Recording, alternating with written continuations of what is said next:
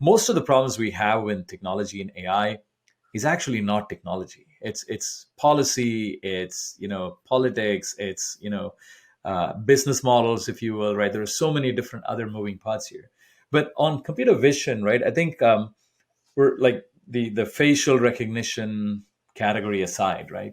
There is, you're seeing most of the digitally native consumer focused companies and organizations now using vision as a part of their edge device in a mobile app, or even on their website, wherever, to augment an experience for the person. Could be identify an object and tag it, could be a visual search, again back to search, right?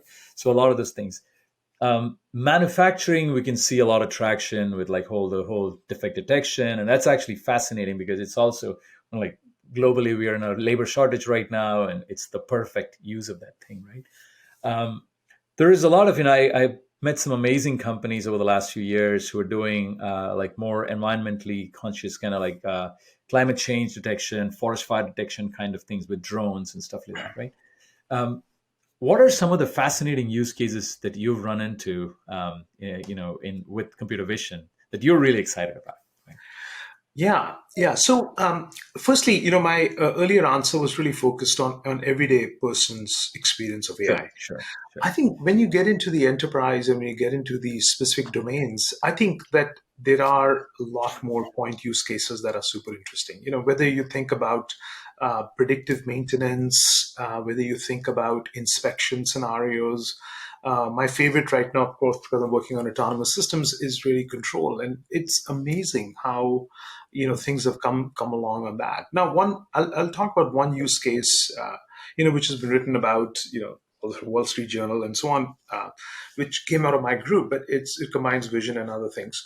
So this is PepsiCo. PepsiCo makes Cheetos, those Yeah, orange things.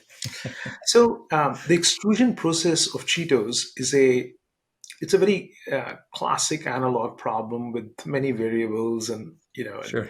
so basically what you do is you take cornmeal and you take water and you put it on one end and they extrude Cheetos, and the heat, which is the heat produced for extrusion with friction, actually makes the Cheetos crisp Yeah, as they're produced. Now, to make this huge machine, and it's a pretty huge setup, and all kinds of conveyor belts and extrusion and cooling and all that good stuff.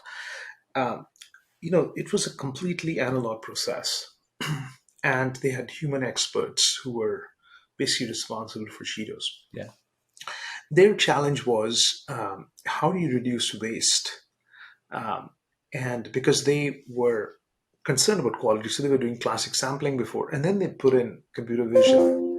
With computer vision, they were able to actually watch, again, using sampling and yeah, statistically, they were sure. able to look at Cheeto length and the width and all that, and they could predict what is the crunchiness and is this meeting a quality bar. And then they would literally divert, either into trash or not, and the conveyor belt which is carrying these produced Cheetos which are coming down, and it's not like there's one or two Cheetos. There's like a layer of Cheetos coming, and they're sampling and they're dynamically like switching it out, whether And this sorting batch, it, and yeah, sorting and yeah, all that, and a lot of that turns out dependent on the expertise of the people who were. So if you were in the particular shift and you didn't have as good of an expert, your basically the the discarded rate. quality goes down. Yeah, So that whole classic. So you're basically playing against the cogs of the product. They have completely transformed that with autonomous control, and that was built using our the tool chain that we've been working on, where we actually the experts actually tell the system how to operate the machine, and they describe it in a earlier we used to have a programming language called Inkling, which is a DSL, declarative DSL, but that is now completely graphical. They describe it using that, and then we have the same loop on, is it being produced correctly? And using reinforcement learning, we were able to train models that actually beating all human experts in controlling this machine, sampling all the different variables, which is the state space, and then accordingly taking the actions of whatever levers that they are for producing the right Cheetos.